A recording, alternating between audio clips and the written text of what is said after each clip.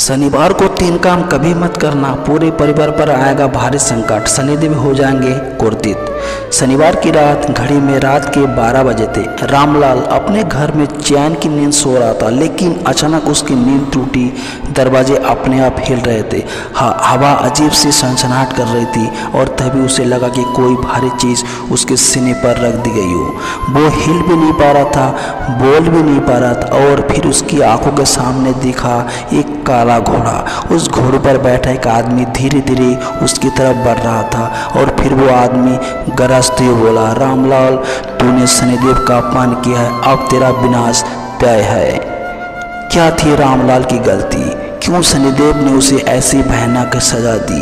क्या आप भी वही गलती कर रहे हैं? अगर हाँ तो तुरंत समझ जाइए, वरना आपके परिवार पर भी भयानक संकट आ सकती है। रामलाल कौन था? गांव का सीधा साधा आदमी, अपने ससुर की बहुत इज्जत करता था, लेकिन उसे नहीं पता कि शनिवार को 3 भयानक गलतियां करने वाला था। पहली गलती, लोहे का चीज़ खरीदना।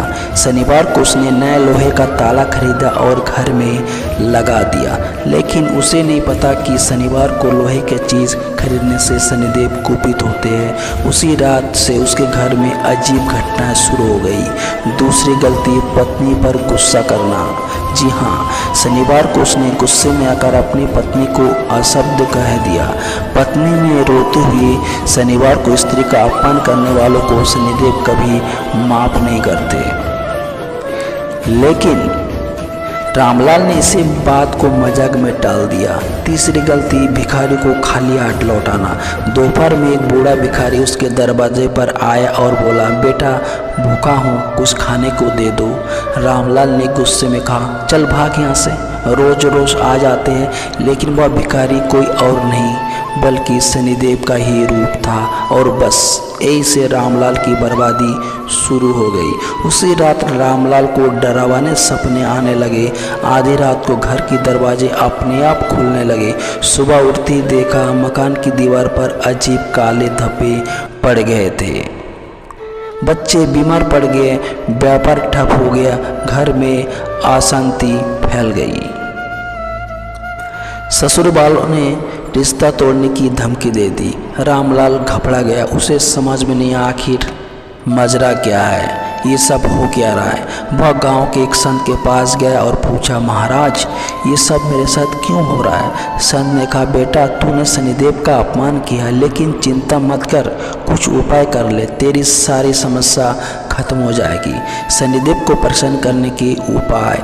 नंबर 1, शनिवार को लोहे का चीज़ ना खरीदे, ना बेचे। नंबर 2, शनिवार को स्त्री का अपमान न करे, गुस्सा न करे। नंबर 3, गरीब, भिखारी और जरूरतमंदों की मदद करे। नंबर 4, हर शनिवार पीपल के पेड़ पर तेल चढ़ाए और शनि मंत्र का जाप करे। नंबर 5, काली चीज़ों का दान करे, जैसे काली उड़द, काला तिल, काले कपड़े। रामलाल ने तुरंत उपाय किया और कुछ ही दिनों में उसकी जिंदगी बदल गई।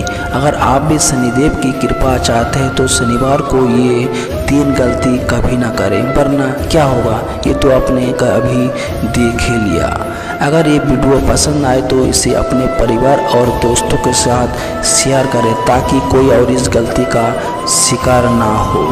कमेंट बॉक्स में जय शनिदेव लिखकर अपनी श्रद्धा जरूर प्रकट करें।